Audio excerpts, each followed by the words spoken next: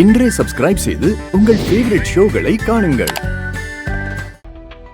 Aunty, பீரோ சாவி, அப்புறம் safety locker சாவி, வேற ஏதாவது கேஷ் வச்சிருந்தா அந்த பெட்டியோட சாவி, இப்படி எல்லா சாவியும் என்கிட்ட கொடுங்க.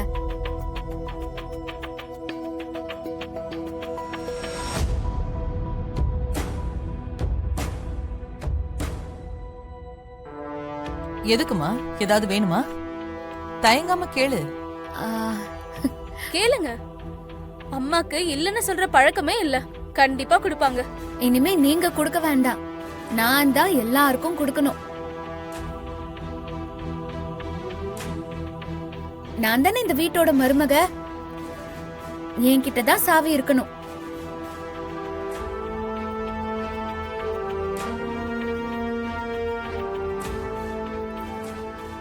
என்ன சொல்ற? நீதான் இந்த வீட்டு மருமகளா? அப்ப விசாலாட்சி யாரு? இந்த குடும்பத்தோட வேலைக்காரியா?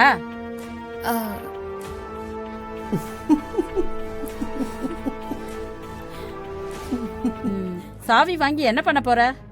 சாவிய வச்சுக்கிட்டு ஆண்டி என்னெல்லாம் பண்றாங்களோ அதத்தான் நானும் இனிமே பண்ண போறேன். ஹலோ, இந்த குடும்பத்தோட வரவு செலவு உங்களுக்கு தெரியுமா? விஷயம் தெரிஞ்சுட்டு தான் பேசுறீங்களா? ஏய், நீங்க 2 பேரும் பேசாம இருங்க. ஆசைப்படுறா, கொடுத்தா என்ன தப்பு? இனிமே ஜனனி தானே எல்லாத்தையும் பாத்துக்கணும். ஆமா, அண்ணி எப்பவுமே சரியாதான் யோசிப்பாங்க.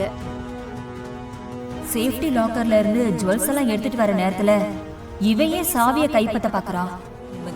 ஜனனி, நீ மருமகளா இருக்கணும்னா முதல்ல நீ கைப்பற்ற வேண்டியது சமையல் கட்டை தான்.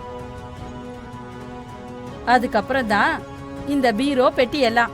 என்ன பாட்டி, கிண்டல் பண்றீங்களா? நான் என்ன சமையல்காரியா? என்னம்மா இப்படி எல்லாம் பேசுற? அப்புறம் விசாலாட்சி மட்டும் இந்த குடும்பத்துக்கு சமையல்காரியா? ஏம்மா, அவ என்ன கேக்குறா, நீங்க என்ன பேசுறீங்க? ஏதோ ஆசைக்கு சாவிய வாங்கி இடுப்புல சொருவிக்கணும்னு ஆசைப்படுறா. கொடுத்தா என்ன தப்பு? அவ நம்ம சிவா பொண்டாட்டி தானே. பாட்டி, அவதான் சிவா மாமாவுக்கு ஒரிஜினல் பொண்டாட்டி. உங்க பிரச்சனைய கொஞ்சம் ஓரமா ஒதுக்கி வச்சுட்டு சாவி என்கிட்ட கொடுத்தீங்கன்னா கொஞ்சம் நல்லா இருக்கும். அம்மா, யாரோ சொல்லி கொடுத்துதான் ஜனனி இப்படி நடந்துக்கிறாங்க. கொடுக்கலன்னா தேவையில்லாத பிரச்சனை பண்ணுவாங்க. நீ சொல்றதும் சரிதான்.